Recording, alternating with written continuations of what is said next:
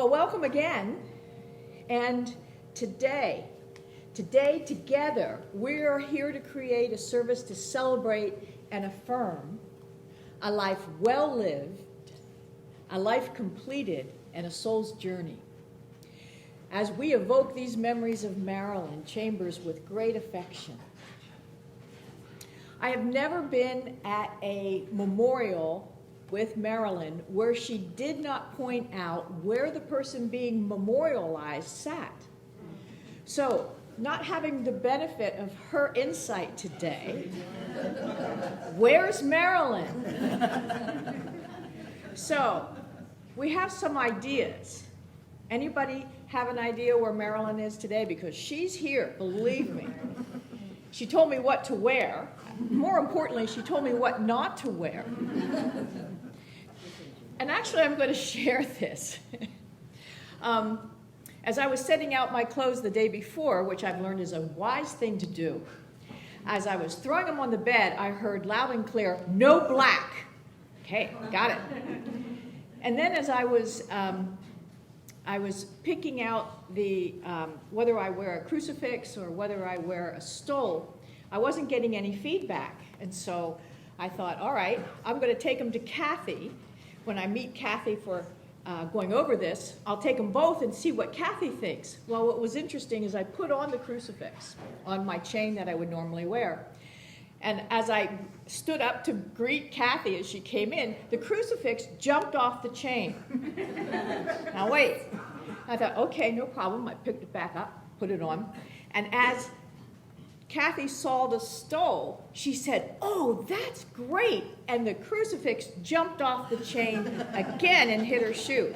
So Marilyn is here. She makes things well known. And I think she's right here among us. There's going to be a time after the service to share our personal stories and have refreshments that have been lovingly supplied by her sisterhood chapter of PEO downstairs. And I want to acknowledge grandson Buddy Chambers. Florida, okay. For gathering all these photos, and Darcy as well, and putting together this slideshow. And Katie Chambers and Marianne Love for gathering the stories that are going to be shared today. Also, we have two beautiful Elizabeths today that are going to grace us in this time together. The Chambers family would also like to acknowledge your choice to be here today. We know it wasn't easy, and so thank you. We also, again, we thank PEO, all of you who have contributed to this. And there is so much love here. And the Chambers family want to acknowledge that love that you sent to them in the form of cards, letters, calls, food, flowers. I understand you had a jungle and that you actually had to call and say, "No more." Isn't that amazing? So much love. And let's do the loving thing right now and make sure our cell phones are turned off because you don't know who's calling right now.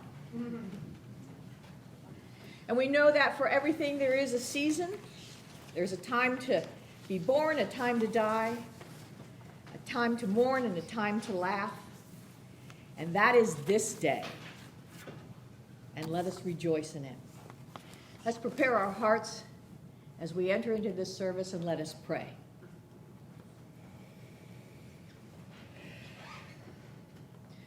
Father, Mother God, Ascended Masters, Saint Germain, Lord Maitreya, Amore, Jesus the Christ, beloved Mother Mary, and the mighty archangels, let your presence manifest in this place as we gather to celebrate our beloved Marilyn Chambers.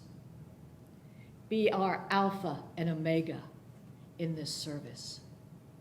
Let the things we share about our Marilyn bring us joy and healing in our hearts. And God, above all, we thank you for our beloved sister Marilyn. You imagined her. You knew her. And as she cloaked herself in the full armor of God, you guided, guarded, and protected her. And even now we know that she is in your service. We thank you, Lord, for all the wonderful ways you've used her in the life of everyone here. And we remain ever grateful for being blessed with her presence and her light. May we commit this time of remembrance to you. To God be the glory.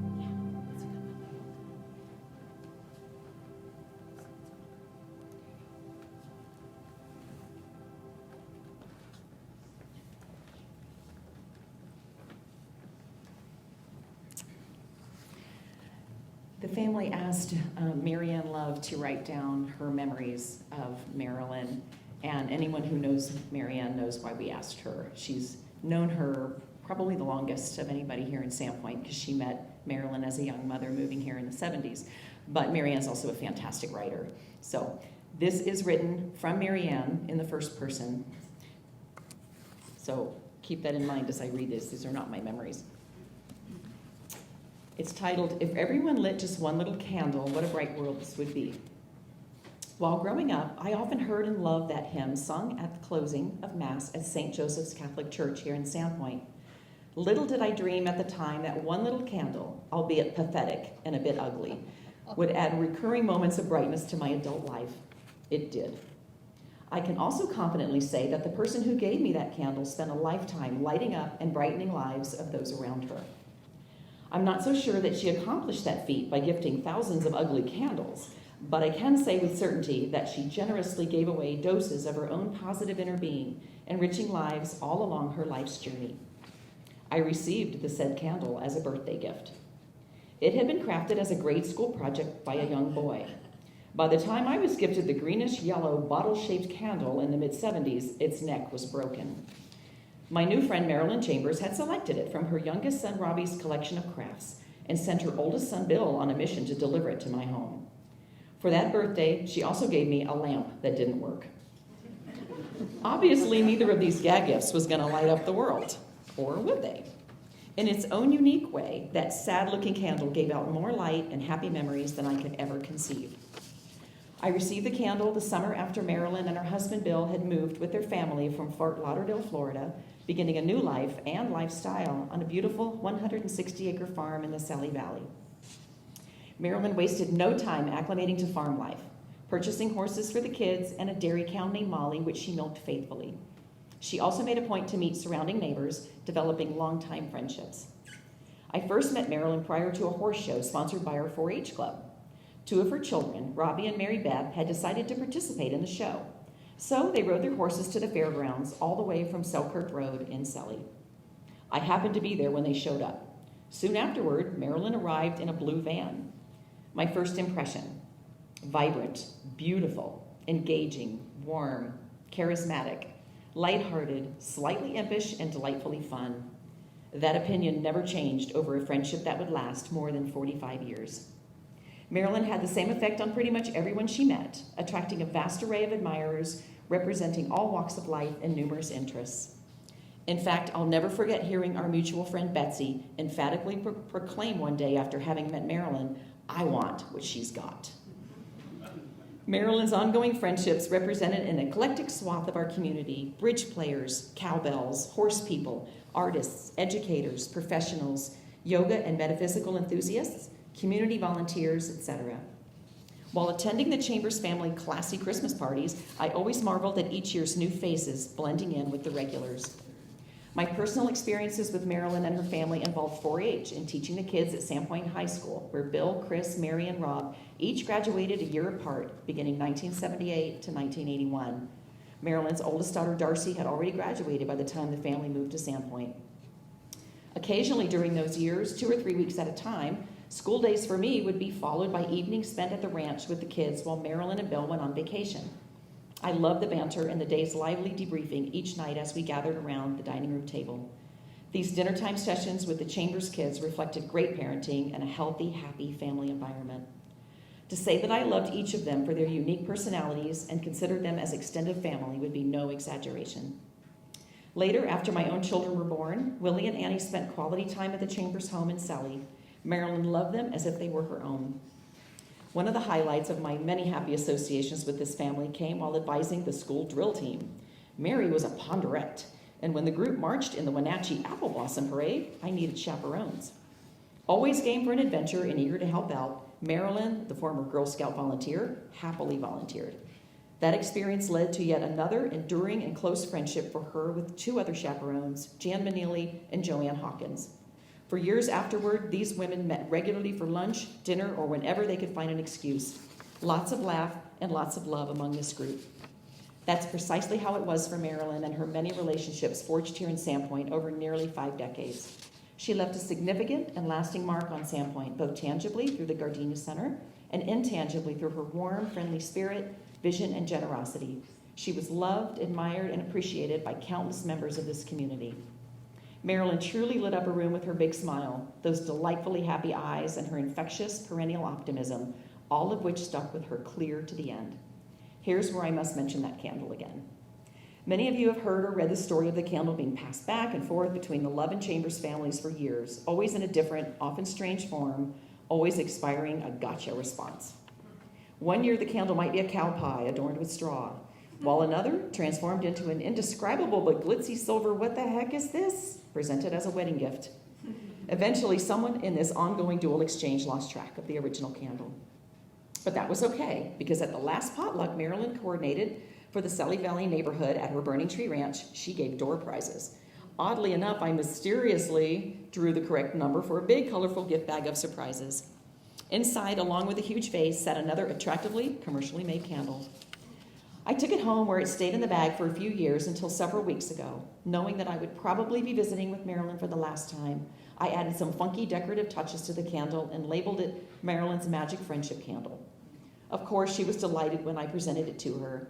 We talked, we laughed, we teased, and we plotted fun times ahead. Then we said goodbye. I heard later from one of the kids that the candle continued to burn until Marilyn received her angel wings. How fitting for a magnificent lady and role model whose time spent here on earth had brightened the lives of so many through her inner beauty and her shining example of how to live and love life. Marilyn truly understood the power of candles. I'm sure we can all agree that she fulfilled her life's mission to make the world a better place. What an inspiring gift she was for all of us. So fortunate to be recipients of her light and her love.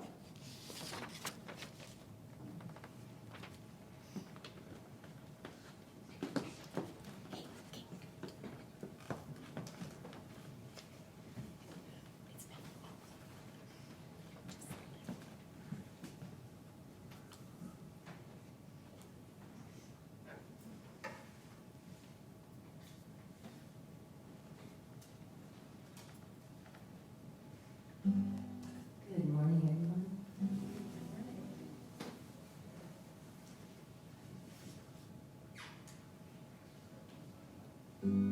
It's wonderful to see so many people here. Thank you for coming.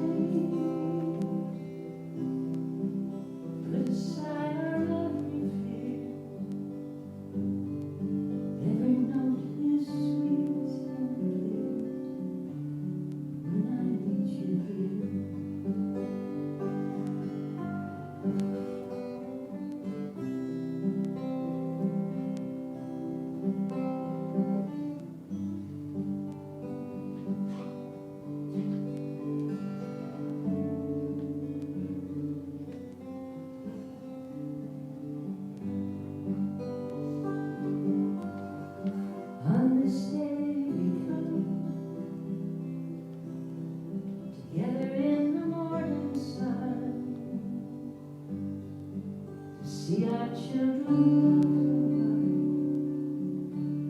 and to share the stream. Everlasting light shines so that our souls ascend, shines on you and your friend. When I meet you, shines on you and my friend. When I meet you.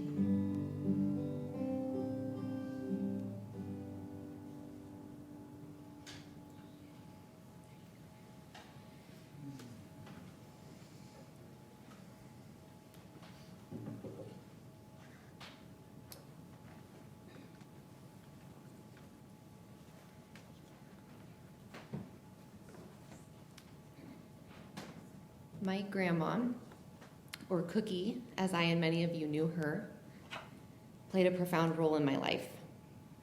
I'm Katie, by the way, for those of you who don't know me. What's beautiful is that I know most of you here or watching today would say the same thing about Marilyn. She was not someone you forgot. Not only was she incredibly beautiful, classy, graceful, and tall, but she had a commanding presence that came naturally because of her love and her faith in the world. On behalf of her children today, my aunts, uncles, and my parents, I am sharing just a small few of these impressions she left on them. For Darcy, one of her favorite memories of her mom was a funny one. When Darcy was about 3, she had a tricycle that she'd ride around the neighborhood each morning after breakfast, making sure to stop by the houses she knew had pancakes or sweet rolls in hopes of a mid-morning snack. One morning, Marilyn sent her out with a homemade sign around her neck. She told Darcy the sign read, "Hello, neighbors." However, Darcy felt like her friends on her trike route acted a bit differently that morning and slightly less welcoming to their breakfast tables. Years later, she found out that Marilyn, being a mother, was of course aware of the purpose of Darcy's morning rides. The sign had actually read, "Please don't feed the monkey." I think everyone here can remember and appreciate Marilyn's quick wit. Bill and Tricia, who are not here today, have Cookie the matchmaker to thank for the life they have built together. A series of happy accidents unfolded to create the opportunity for Cookie to meet Tricia, which led to the opportunity for Tricia to meet Bill.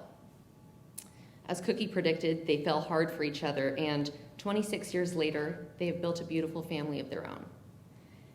Their cherished memories include summers cruising the Abacos, jumping feet first into ranch life with cows and horses, and deep conversations exploring life and spirituality. Cookie's love of the Bohemian waters has been passed down to her children and grandchildren, who spend as much time as they can in that beautiful water. Bill and Tricia believe one of Cookie's greatest legacies is her thirst to understand and live life in alignment with her metaphysical beliefs.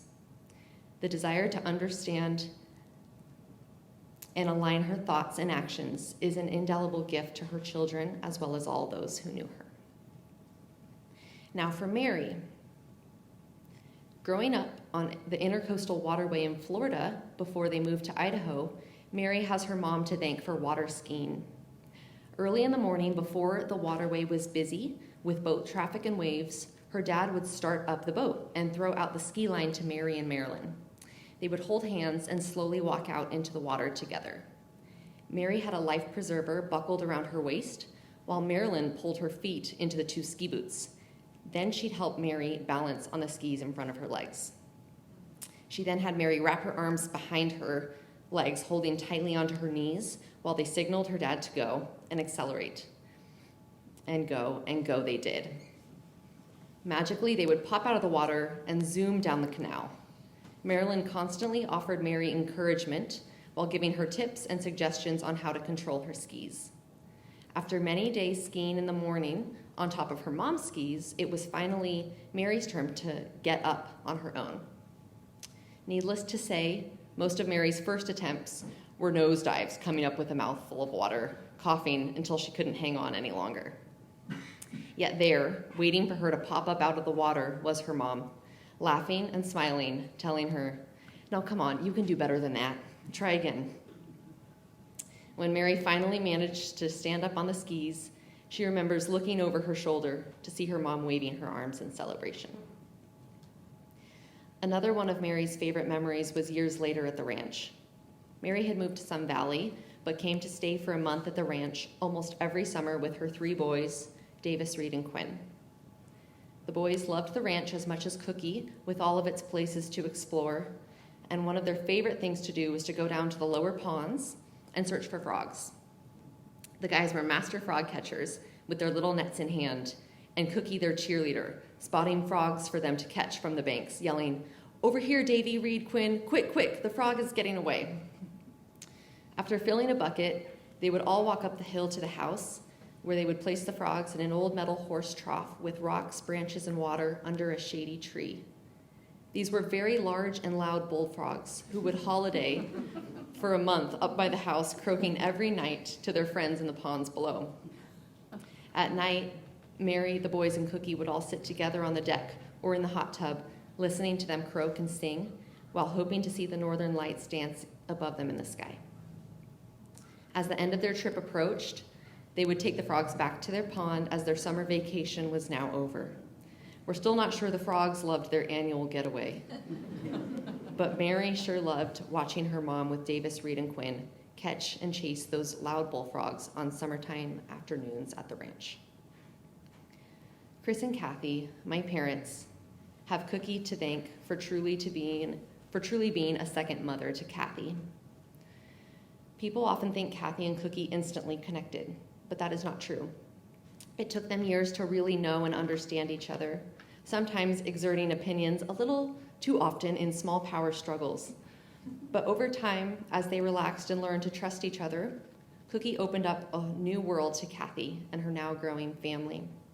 A world that included milking cows, making kombucha, baking bread, hanging laundry, gardening, yoga, meditation, homeopathy, and home birth. Chris and Kathy remember her favorite sayings were, "Many hands make light work," "all is well," and "not to worry." She taught us to believe that we are all children of a universe that wanted the best for us, and all we had to do was be open, ready to receive, and grateful. This was wisdom she would share on fall afternoons with her draft horse Hunter, pulling the buckboard wagon loaded with family down Selly Road. Marilyn was present at the home births of both Katie and Buddy, myself and my brother, providing a calm and reassuring presence when it was needed most. To Kathy, she provided sage wisdom and a readily available crib for needy babies when she was exhausted beyond words. And as time progressed, Cookie's home was the happy place, with an actual room called the happy room. When Katie, Buddy, and Chris were in a standoff over eating their vegetables, all that was needed was to drop the fork and take a quick bike ride to Cookie's for pancakes and waffles. My mom, Kathy, notes, her gift-giving skills were legendary and abundant. She gave time, love, energy, wisdom, money, and endless support with everything in her being. She helped to shape the woman I have become, and for that I feel blessed and grateful. To be in her light was something you knew was powerful and treasured, and we've all become the better for it. And for Rob and Bonnie, they will miss most the Friday lunches at Jalapenos that they had with Marilyn for years and years. The rest of their memories they keep personal and close to their hearts. And finally, for me, aside from the innumerable day-to-day ways in which Cookie influenced me and the rest of her grandchildren, I often think of the more tangible life lessons and skills that she taught me. She taught me how to swim. She taught me how to paint and gave me my first set of watercolors and brushes one year for Christmas. She taught me patience and forced Buddy and I to sing "I Am Loving and Kind" whenever we started to argue. And it mostly worked. She taught me how to ride a horse and to plant a garden. She had an amazing garden. She bought me my first yoga mat. She taught me how to knit, Uncle Rob.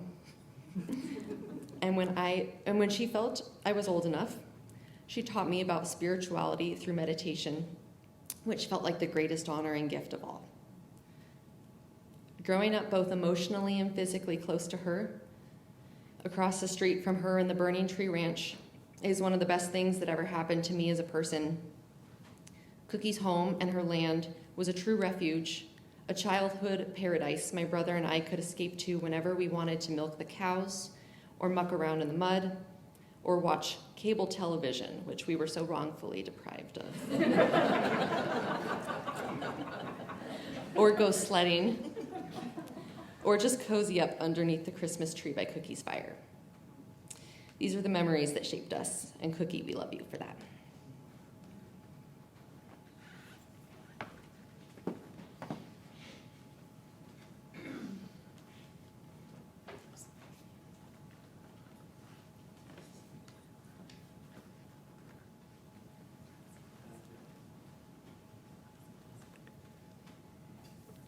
Thank you, Marilyn. You know, I do want to say, Darce and Jeanette, I didn't get the memo in terms of the dressing of today. Somehow that missed my mind and consciousness, because what I was focused on today was getting the opportunity to be present in this most beautiful place with the family, with each and every one of you. And one of the things that Marilyn represents to me is the presence of pure love, non-judgment, and beauty for life. And through our times together and our years together, one of the things that we did together was a meditation of sound. And so I brought my crystal bowls today to do a sound meditation, but I want to share one thing about it. The thing that happened in my life that really drew the bowls to me was there was a time when all of a sudden I started hearing the voices of angels singing when I was playing the harp, and I didn't know where that was coming from, and I realized, you know, I think this is the music of the spheres. And ever since then, when I played the bowls, it brings me back to that moment of being in the light and the sound and the beauty of all that is, and realizing that each of us in our hearts are infinitely and eternally connected. And so in this spirit of love, Marilyn, we send this meditation for all of us, that we can be open to attune to the divine presence of love that is always within us, as our windows fling open and our hearts fling open to receive and remember the love that connects us all.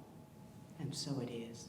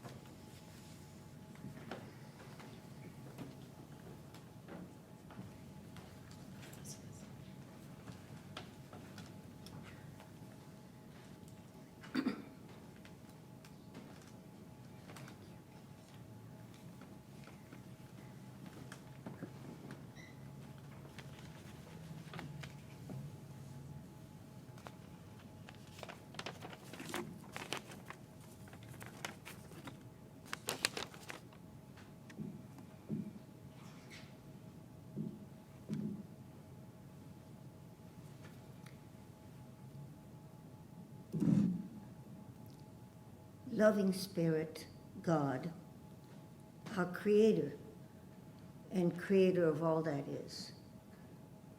We thank you for the soul that is Marilyn Chambers.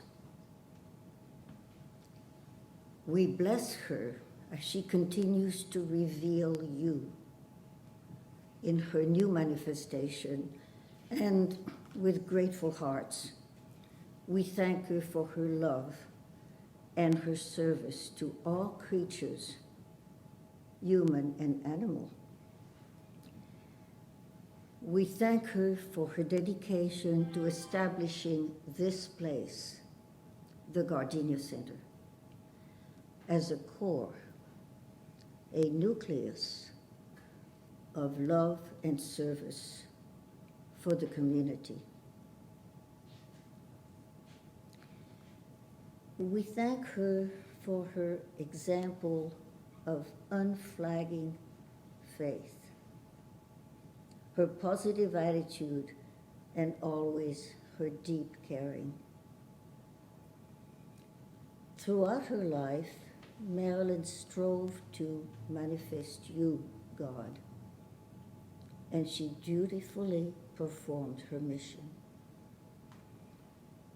We see her joyfully continuing on her path of love. May we who love her persevere with the spirit in which she founded the Gardenia Center. May our thoughts, words, and actions contribute to a peaceful world. Amen.